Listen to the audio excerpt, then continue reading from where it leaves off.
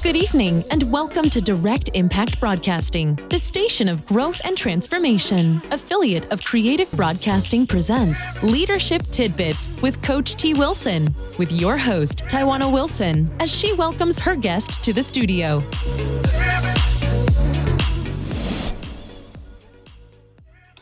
Welcome to Leadership Tidbits with Coach T. Wilson.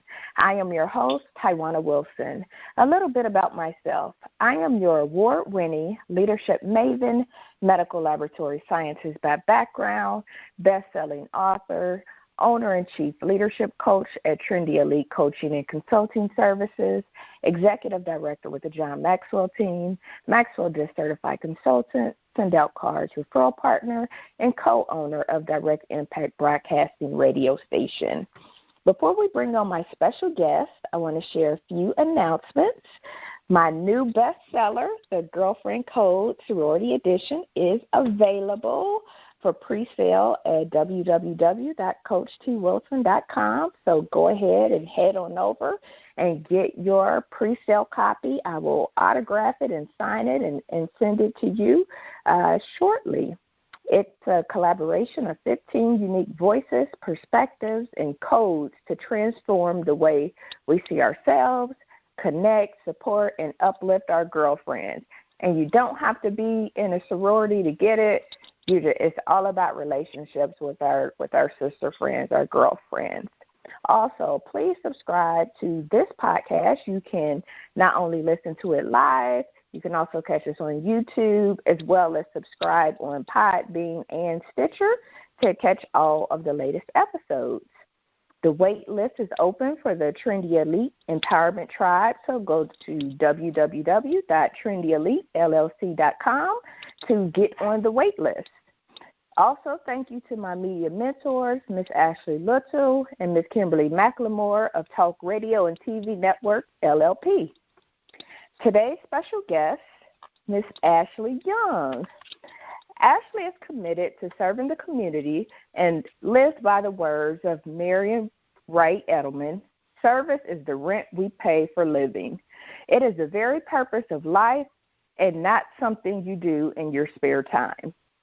Ashlee is able to live by those words in her professional and personal life.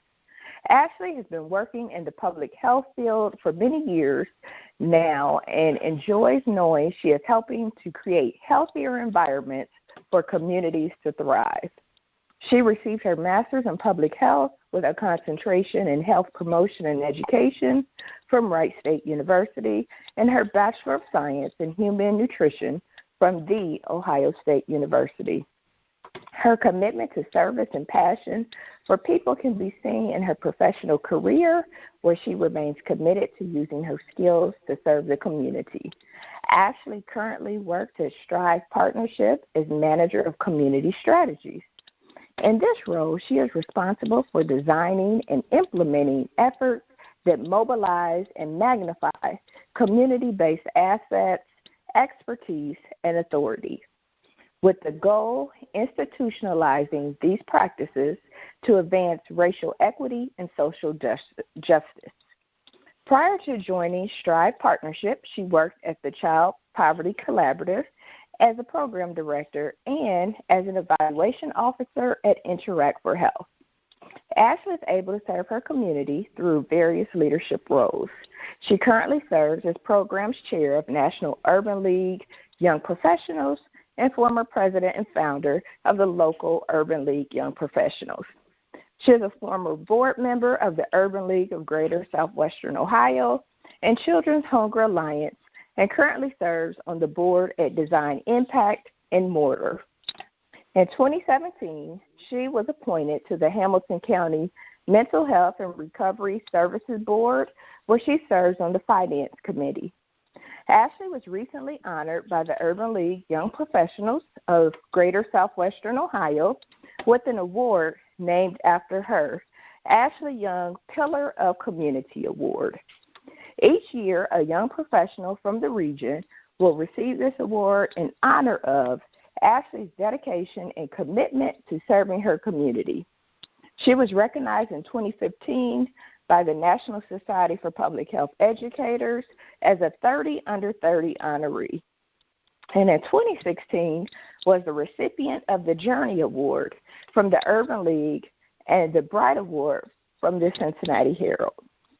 Ashlee is a proud member of Delta Sigma Theta Sorority Incorporated and the Queen City, Ohio chapter of the Links Incorporated.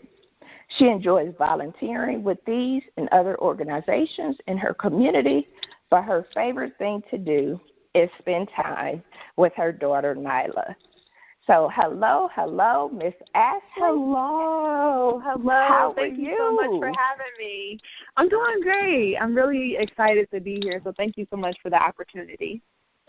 I am so excited for you to be on the show and share with our listening audience. You are definitely a young professional on the rise in our community, creating your seat at the table. So I'm excited to talk with you this evening.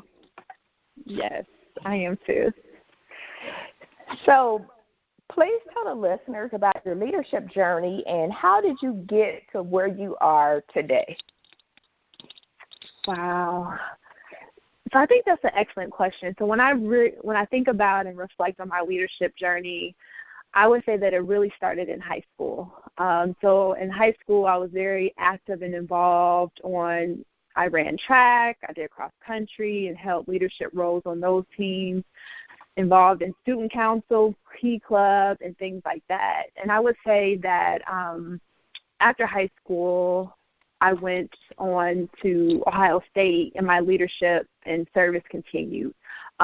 Really, this whole notion of service and leadership really was instilled in me from my mom. So she was very much so active in the community and really serving as a leader. And so for me, my leadership really took hold in college.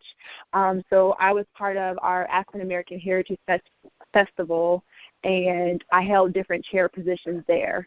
One of the things that made me unique is because I had a daughter. I had my daughter when I was 17 and so in high school, and so she pretty much grew up with me in college. And so while I've always been a leader, I really found myself stepping up to leadership positions in college kind of out of a necessity. So having a child, still wanting to be involved, everyone is not always flexible with the hours. And so I found myself taking on leadership roles because I could then say, like, hey, we can't meet at this time. I have to pick up Nyla or meet in flexible locations. So I would say I've always been a leader, but it really started to shape and take hold, partially out of some necessity, but also just because of who I am in college. That's awesome. That's awesome. You look at a lot of successful people and a lot of millionaires and billionaires. They say if you grow up giving and serving, you never forget it. So there was an article going around about Bill Gates, and that was one of the things that he said made him who he was, because his parents instilled in him so early the value of giving back. Right. Mhm. I totally agree. And that's what it seems like your mom instilled in you. I know that had to be difficult, raising a daughter where you were learning and figuring it out, but you were still leading and, and trying to balance. You want to talk a little bit about that because, sometimes people struggle with balancing, just life. Right. Yeah. And it's definitely been a journey, and it's kind of like us growing up together. But one of the amazing things that I reflect on now and seeing Nyla, she'll be 16 in July, is that she's kind of grown up in service and grown up like seeing me be a leader, and I can really see how that shaped her. And so while sometimes I think that people are hesitant to bring their kids to meetings, bring the kids. Oftentimes people don't mind, but people are just afraid to ask and just think that kids are automatically not able to come. But the thing is, if you allow and expose your kids to those environments early on, to your point that you made earlier, like service just becomes a part of them. And so for me, just reflecting back and seeing Nyla and how she's been able to pick up has been amazing. And then also I think that it has, one of the things too is that like I have a village of people too. So I'm not able to completely balance everything by myself. And so as I've grown and stuff, it's also been really important for me to lean on my village more and more, because I definitely can't handle it all by myself. I would be a crazy person if I sat here and said that I do it all by myself. I have a village of people that support me, support Nyla, and support me being a leader. That's awesome. That's a great point. I mean, it takes a village in all things, so that is a great point. I don't know that anybody ever does it alone. A lot of people may say, I'm self-made and I did this. No, you have somebody helping you along the way. We all do at some point. Right. Ashlee, what strengths and experiences do you feel are important for you to thrive and make your mark as a young professional leader in both the community and as well as your career? Because you've done an excellent job of doing that, especially in a city that's a little bit more conservative. So how have you been able to do that and, been a younger leader and people take you seriously? Like, yeah, she belongs here. Yeah. So I think that's an excellent question, too, because I think Cincinnati is unique, and I think that our dynamics are definitely interesting and make navigating the space, especially being a younger person, sometimes difficult. For me, at the end of the day, I just really want our community to be better. Specifically the Black community. When our community is well and thriving, we're all doing well and thriving as a whole community. And so for me, it's showing up into spaces being my authentic self. I tell people all the time, like whether I'm in the boardroom or in the community, this is the Ashlee that you get. And I think being authentic and also not afraid to speak up is what's helped shape my service in the workplace and in the community. Because oftentimes I think that people are just happy to be at the table, that they lose sight that you're at the table for a reason.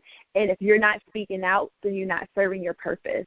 And so I make it a point that on the boards that I serve on or the committees that I serve on, that I am a representation of the community. I'm carrying the issues that they care about, that we care about, into those spaces where their voices might not be present. And so for me, it is my duty to really speak up. And so I think being bold, speaking truth to power, and being my authentic self is really what has helped me to excel professionally and personally. That's awesome. That's awesome. That was a great point. Very wise. Don't lose sight of why you are at the table, because sometimes we get happy and get comfortable to be at the table and then just sit down at the table and forget of why we're there in the first place. Well, and I think the other thing is, too, is that, like, oftentimes, like, you are there to speak up. Like, people want you to speak up, and no matter how uncomfortable it feels, like, you have that responsibility to speak up. And so I think that we have to lean into that more and trusting and owning our voice. I know a lot of times those spaces can feel intimidating, but at the end of the day, I'm sure we're all in those spaces for a reason, and we carry an expertise that might be different than somebody else. And so not trying to balance that imposter syndrome that we sometimes feel like you're not good enough and why am I here? But we have to, like, step into our truth and our excellence, knowing that we're there for a reason and our voices should be heard. Absolutely, absolutely. I love that. Our voices should be heard. We are there for a reason. So speak up. Speak up, listening audience, if you are at the table. It's very important, Ashlee, for our next generation of leaders to not only hear about your successes and your accomplishments, but also about your growing pains that you had along the way. Can you share with the listeners a few of the leadership growth opportunities and the learning lessons that you gained from those? Oh, yes, growth opportunities. So I remember when I was president of the Urban League Young Professionals here locally in Cincinnati, being president and kind of managing a team of people.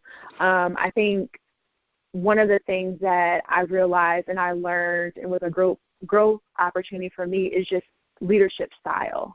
And so I think sometimes personally, like, I can be a perfectionist and want everything to be perfect. And I think that I kind of took that approach in my leadership style, which can come off as micromanaging. And that didn't work out well. People didn't feel like they owned the work. And they also felt like they couldn't be creative. So in that moment, and that was really kind of like around my first term. And so like my second year, I learned from that experience that I need to set clear expectations and parameters, but allow people to create. And so one of the things of like why the micromanaging and things like that is like I wasn't setting clear expectations. And as a leader, you know, part of that role is setting the vision so that people can see themselves in it. And so for me is really kind of taking a step back and allowing my team to thrive in an environment that was going to be healthy for them. I would say the other thing for me, like a growing pain or something that I've learned from, is really the importance of listening. And so I tend to get very excited and want to add my 2 cents every second, which is good because, like I said, you have to speak up. But what I've been working on lately is really just trying to take a step back and truly listen. It's one thing to listen and truly to seek understanding. It's another thing to listen to try to rebuttal. And so for me, it's really kind of sitting in, listening, trying to seek understanding. That's good. That is great information because you're right. It's easy to want to listen to respond.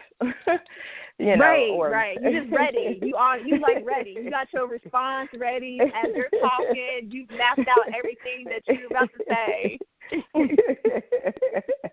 It's funny that you say that. My guest that was on last week, Dr. Aja Nichols, that's one of the things that exactly what she said. And she was like, you know, I'm listening to solve. I'm listening to solve. I'd have mapped out a whole solution for them that they didn't even ask for. Creating unnecessary stress and tension for something that all they wanted me to do was just sit here and listen. Right. So that is excellent information that you've shared and learned early in your career. Some people don't learn it early. Some people don't learn it at all. Right. They don't. It's like, just listen. Like, listen. Right. Not try, not respond. Mm-hmm. Miss Ashlee, what role has mentors and advocates played on the progression of your career, if any? Oh, my gosh, yes. I mean, I think we kind of talked about this slightly when I mentioned, like, my village. And so for me, what I have, just as I serve on various boards, I have my own personal board of directors. And so on this personal board of directors, I go to them for everything and anything, whether it's relationships, career, changing careers, or different things like that. I go to them to seek out advice. And so for me, that's been a great space for me to be vulnerable. And so I think that everyone needs their own personal board of directors. And on that board of directors, like, you know, you have to have a balance of people. And so I think about my friends that sit on there. I have the people that affirm me I have the people that be like, Ashlee, you're crazy. I don't know what you're thinking about. And I have people that really try to level set. And so having a balance of people, I think, is important, and also people from different age ranges too. I think it's very important that we tap into cross-generational. So whether that's younger and older, I think we all have an opportunity to learn from each other. And so for me, it's like my personal board of directors. And then also it's very important to have like a sponsor. And so what a sponsor is, is someone that can advocate for you. So you might not have formally asked them to advocate for you, but because you show up and you do work, people are able to advocate for you in different spaces. And so I have had amazing sponsors that have advocated for me in various places, in work and in community. And that's really, truly benefited. And then also just thinking about mentors too. And so I definitely seek out mentors, formal and informal, to build those relationships, because I think especially like navigating Cincinnati, navigating any city or any spaces or any company, like you need people that have been down those paths or people to help guide you, to share the knowledge that they've learned across the way. And so for me, it's really just this personal board of directors that I can call on whenever I need anything, having a sponsor that can advocate for me when I'm not in those spaces, and really having a mentor that can help me in the formal or informal setting as far as like growing from a career perspective. That's good. That's good. So have you taken any risks or bold moves with your career or in the community based off some of the expertise you might have received from your board of directors? Yes, I have. And I tell people to take risks all the time. If you are comfortable, then you're not doing something right. And so for me, like a pivotal moment of taking a risk that I really learned from, and part of the reason why I continue to take risks, was so back in probably like this was 2011 or so, I was transitioning and moving back home to Cincinnati from Columbus. So I was working in Columbus at a job. I really wasn't progressing the way that I wanted to progress, and there was no opportunity to continue to grow.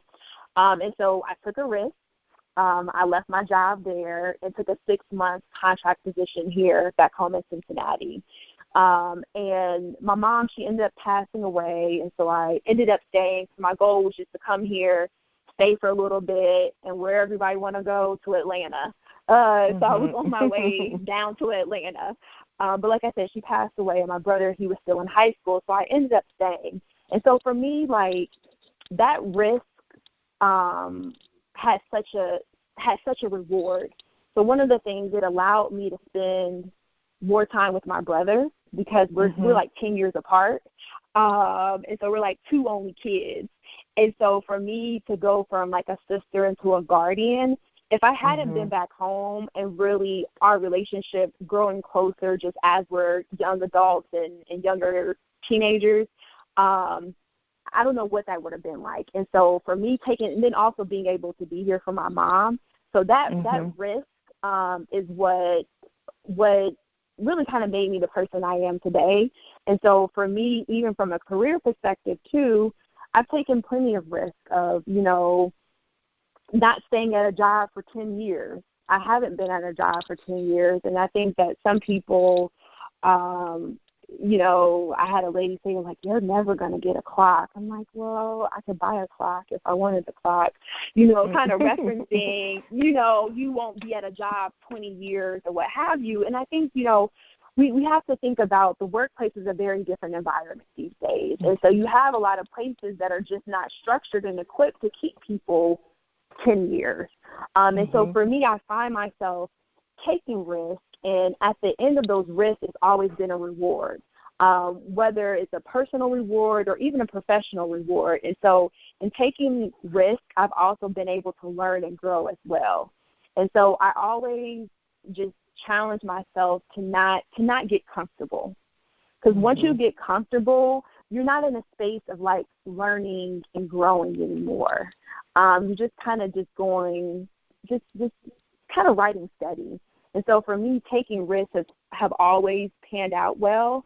It definitely is a challenge, but that's where I kind of tap into my personal board of directors and kind of talk through these risks. But I think that in order to grow, in order to be an effective leader, you have to be able to take risks, because that's where you learn and grow, and innovation comes from risk-taking. That is true. That is true. And if we're not learning, we're not growing. And you're right, No. The workforce, it's changed. You're lucky if you're somewhere for 20 years to get a clock. Unfortunately. Right. Unfortunately, times are a lot different. I actually grew up in Dayton, Ohio, and in my lifetime, I've seen 2 major hospitals close, as well as a major car manufacturing facility. Yeah. So between all of those 3, that was a lot of jobs. And growing up, I never thought that they would close, a hospital, much longer 2 hospitals. So, times are just not what they used to be. And you're right, you can't be afraid to take those risks. So it keeps you, when you're uncomfortable, it keeps you motivated. It keeps you learning. It keeps you doing those things. So, yeah, I would definitely say you did, that one risk of moving, taking a contract position was really life-changing. Right. It was. And with a child, and just not knowing. And so for me, I'm a very spiritual person, and so I definitely believe that it's in God's hands. And so for me, every risk is always worked out. So I'm even though in that moment it might not seem like it's working out, when I just reflect back on my life and how all the pieces have been put together, I'm I couldn't have made this up myself. And so I continue to take risks because it works out. That's what you truly call walking on faith. It's easy to be faithful when everything is going well, but when it's not quite clear, that's when you really find out how faithful that you are.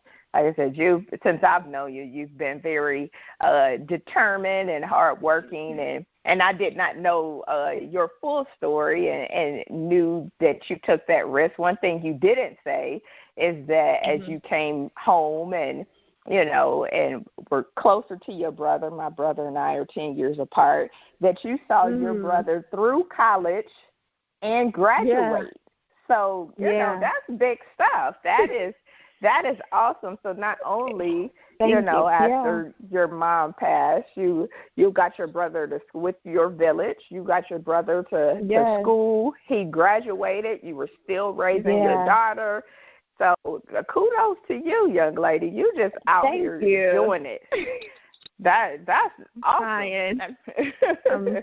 I'm trying. Yeah. That is awesome. Because people say all the time, well, I can't do this because of my situation, or I can't do that. But, you have really proved where there's a will, there's a way. There is. There really is. So that is excellent. Ashlee, you've done a great job of creating your own seat at the table and building your leadership toolbox inside and outside of the workplace.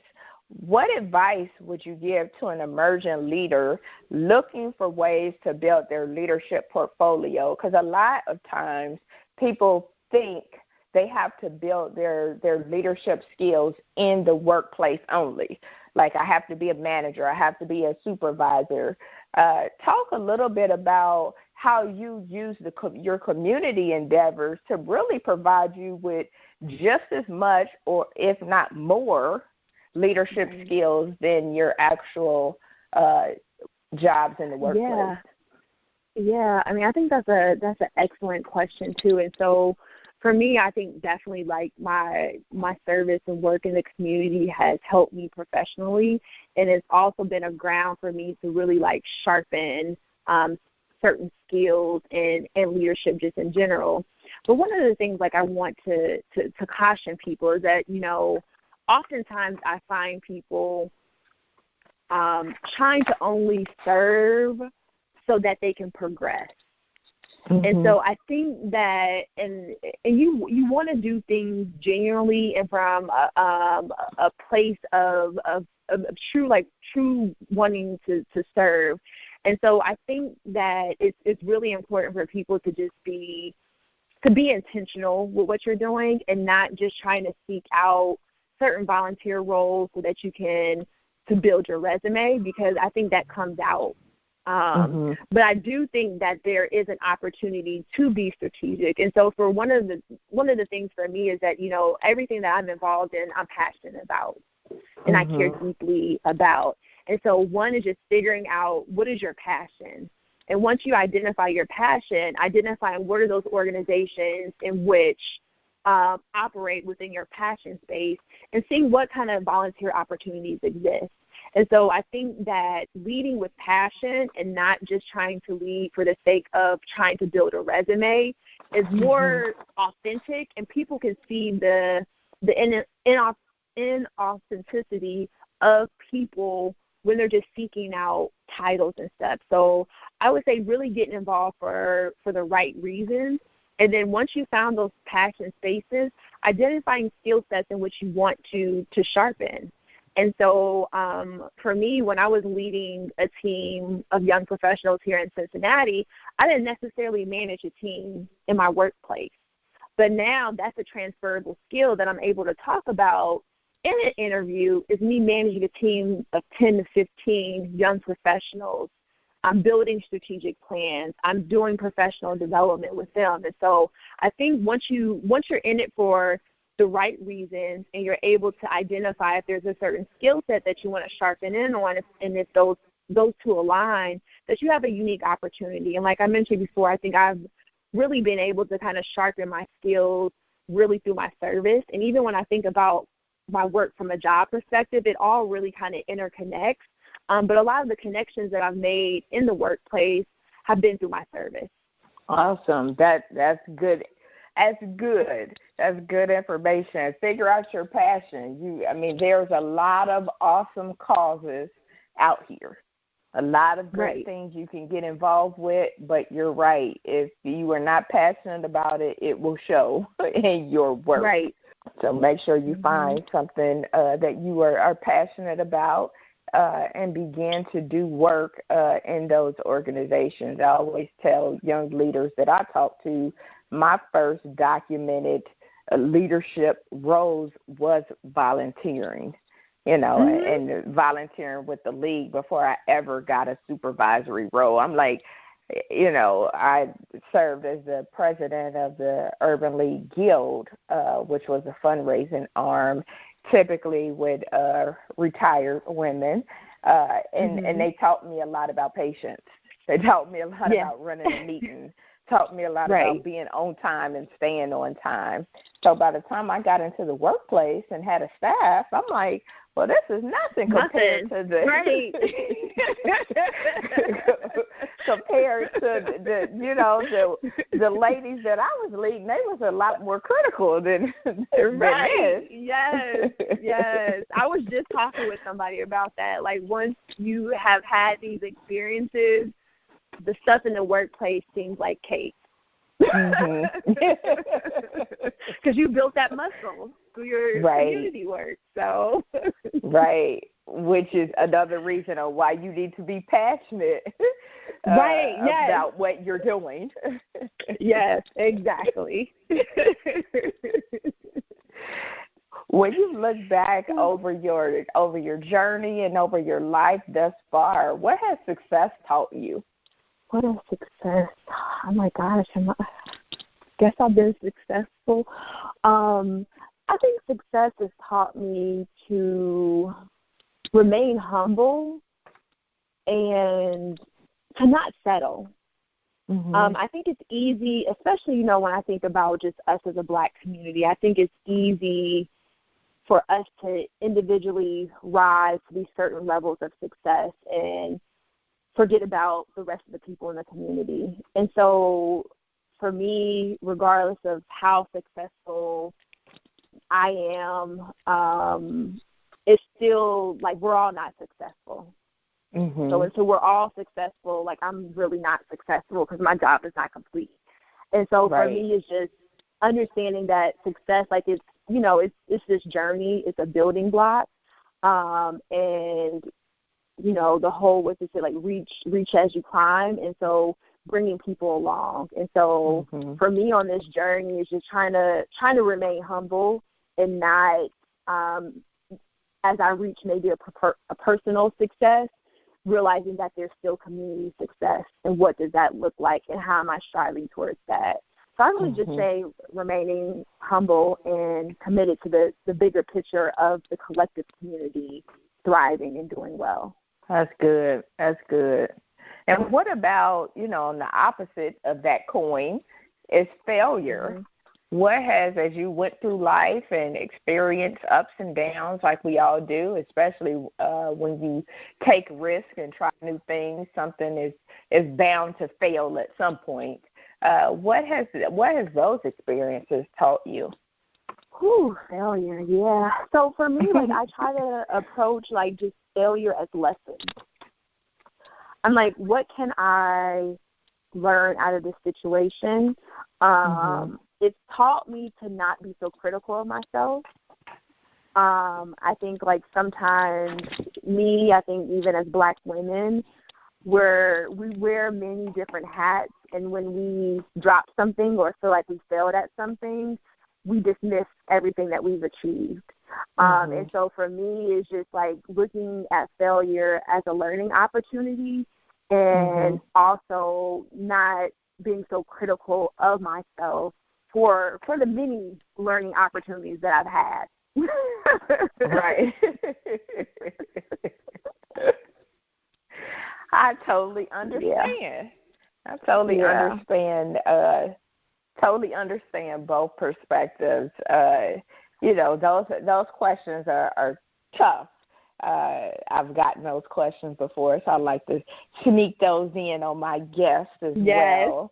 You know, about you know, being successful, and I would say the same thing as remaining humble. Being successful is nice in that I've achieved this goal, whether it was a personal goal or, you know, I stood steadfast to reach my dream or shoot for my dream. But I agree, it's always important to remain humble and committed to the larger cause of lifting as we climb. The reality is, you know, as you are successful, you are able to pull more people up with you to the table. So, you know, but failure, on the other hand, is tough. It's tough when you are critical of yourself, but it's important for us as leaders to talk about failure, because working with our young people, they are so afraid of failure.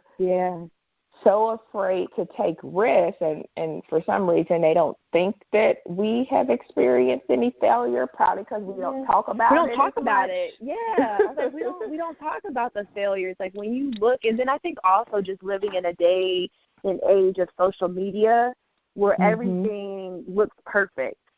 And so we live in this, it's not a reality. And so when you do fail, you don't see enough people failing and talking about it, that you take it very personal. And I think also too, like just even thinking about it from a parenting perspective as well, is that a lot of times we try to make sure that our kids don't fail.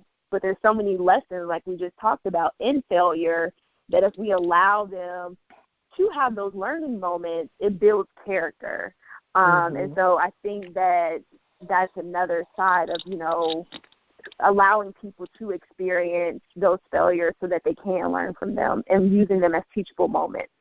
Right. And being vulnerable to have those conversations. Right. And that's really the important part of failure. So this didn't work out route A. You know, what did you learn from it so that you don't repeat that in the future? You know, so you have to learn, you know, there should be some kind of learning lesson around it all. But yes, I think we should get more comfortable talking about it, because you're right, as our kids see, different things on social media, everything just looks perfect. And as we all know, there's no perfect picture. Right. Ashlee, you're very active in the community, as we talked about, with your various board commitments with Design Impact and Mortar and Hamilton County Mental Health and Recovery Services, being the program chair of the National Urban League Young Professionals, and probably more stuff than I could even name. But can you elaborate on some of your community endeavors and why the organizations you're involved with are so essential and necessary in the lives of the people that they serve? Yeah, so that's another excellent question. And so I'll kind of start with just the Urban League. And so I've been involved with the Urban League since around 2013. Actually, you and I were at one of my first meetings together. When I thought I was going to a meeting just to meet with some other young folks, and people like, what positions, what do you want to do? In true Urban League fashion, I come in just wanting to learn, and I leave as secretary-treasurer. And so when I think about just the important work, first and foremost, just thinking about the National Urban League and its mission of really enabling African Americans and other underserved residents to secure economic self-reliance, parity, power, and civil rights. And so when we think just historically about the importance of the National Urban League, still to this day, because we still are struggling with those basic things in which, it was created to help, Black people as they moved to the North, because they got to the North and realized that there were still many issues facing Northern Black people like they were in the South. And so really helping them find jobs, housing, and things like that. And so when I think about just my community and the Black community, still today, there is a need for this renaissance of the Black community in the sense of economic empowerment. And so when I think about the important role of the Urban League nationally and locally, that's something that really resonates with me. And when I think about our communities being better, until we are financially better, we're still going to continue to face these barriers. And so being able to understand the historical context in which our communities live in and being able to use that to help shape our future is why the Urban League is so important to me personally, but then also when we think about it from the community perspective. And so for me, everything ties back to the community. And so the Urban League being a pillar and really providing those direct services to our community is one of the reasons why I'm involved. And then I think about, my involvement with Mortar. And so Mortar is an organization that was founded to help entrepreneurs. And so, again, for me, thinking about our community being better, and entrepreneurship is a route to wealth building. Mm-hmm. And so for me, Urban League, Mortar, kind of building those foundations for building Black wealth is something that's really, really important for me. And then when I think about the Mental Health and Service Recovery Board, mental health is huge. Mental health is not something that we talk about, especially within the Black community. Our kids are experiencing trauma every day. Us as Black people, because of racism, are experiencing trauma every day. And so my involvement there is to just better understand and make sure that a voice is in the room as we're making decisions as it relates to the mental health of our community. And even addictions as well, so mental health and addictions. And then I think about Design Impact. So Design Impact is a design firm that really is human-centered design. So a lot of times when we try to think of solutions to stuff, the end user in the community is not part of that process. And so with human-centered design, it's really that inclusive process of how do we design and create more equitable environment so that everybody can thrive.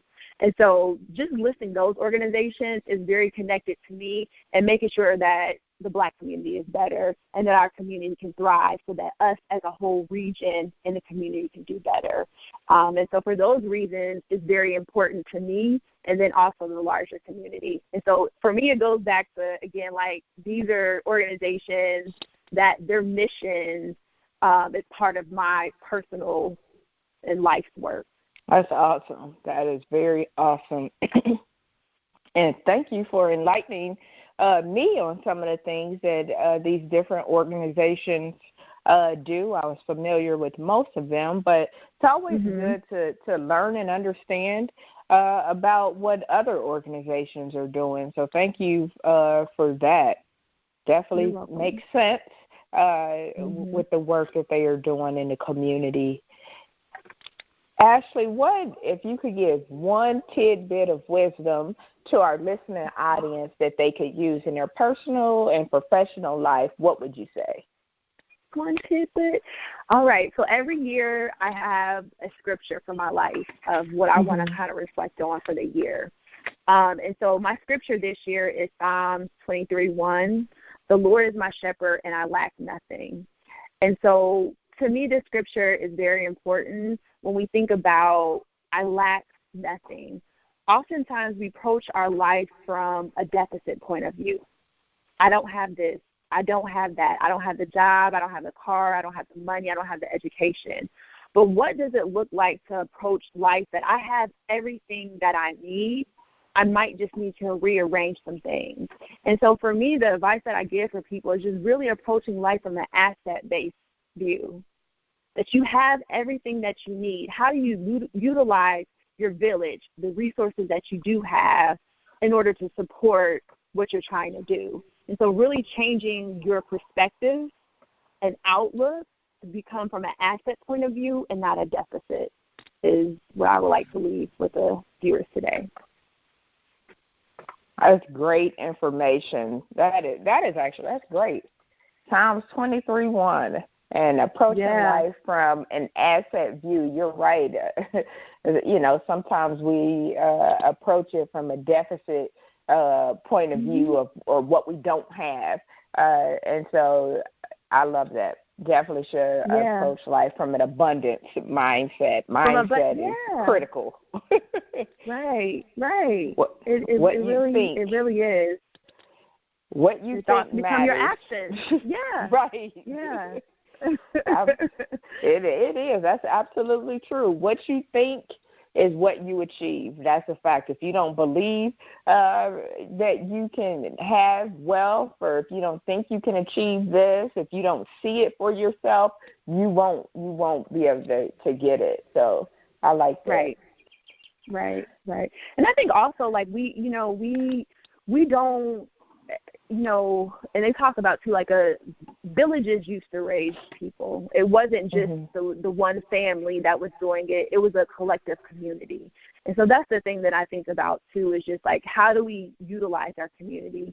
So many of us are afraid to ask for help for various things. And again, that's from a deficit point of view, because you have help. You have all the right people that you need in your life. We just don't tap into them enough. Right. That is absolutely true. And we all know that a closed mouth does not get fed. Nope. So, Miss Ashlee, what's next? What's next for you?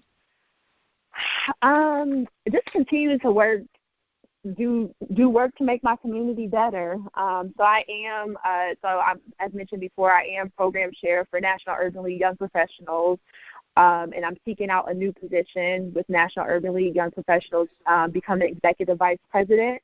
And so I'm really excited about that opportunity. So we'll have elections here in July in Indianapolis, and so say prayers that everything works out. And so that's one aspect, and so that will take up a decent amount of my time. And so the other thing is too, just continuing to within my professional space, continue to learn and grow. I think for me is trying to sharpen skill sets so that my toolbox can have amazing tools that I need to pull out at any moment, and also just trying to look for opportunities where I can really plug other people into those opportunities, and also just making sure that my community is better at the end of the day. Awesome. How can our listeners stay connected with you and continue to follow you on your leadership journey and support you in the things that you're doing? Yes. So on Facebook, you can follow me at Ashlee Young. So it's ASHLEE. On Instagram, I am MSARY10. And on Twitter, I'm the same thing. I don't use Twitter as much. So really Facebook and Instagram are the places.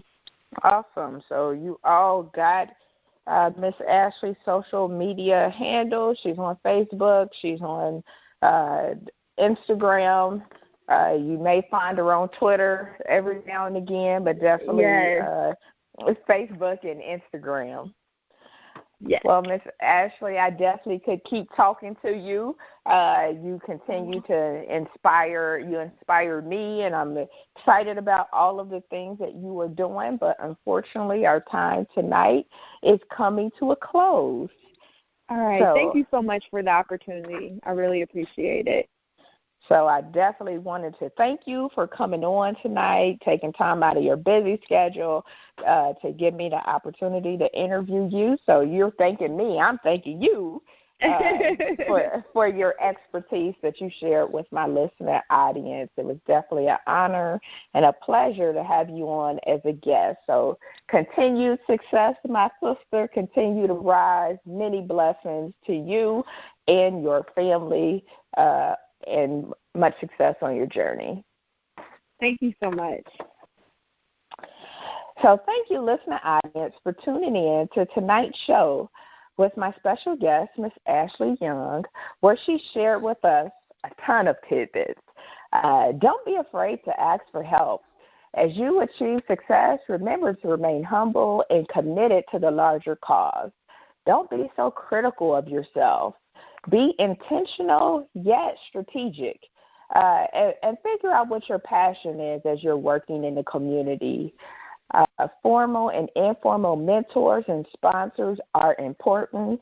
Have your own personal board of directors in your life, people who will affirm you but tell you the truth, people who will help you navigate your career, but also be there for you to be champions for you are very important. It's important to lean on your village. Don't lose sight of why you are at the table. So it's not enough to get to the table, but you definitely have to be a voice for the people that you're representing. When our community is well and thriving, we are all well and thriving. So keep that in mind. Figure out your leadership style and make sure you set clear expectations while you're leading. You have to speak up, but you also need to listen as well. And so those were the tidbits that Miss Ashlee shared with us this evening. So if you're interested in being a guest on this show or starting your own radio show or low-cost advertising, highlighting your business or events, please send me an email. I'm always looking for guests. I am looking for guests for this. Now we're into the fall. But send me an email at dibroadcasting@TrendyElite.LLC.com. That's DIBROADCASTING@TrendyEliteLLC.com. And please tune in next week to hear from another amazing leader. Until then, my friends, have a good evening.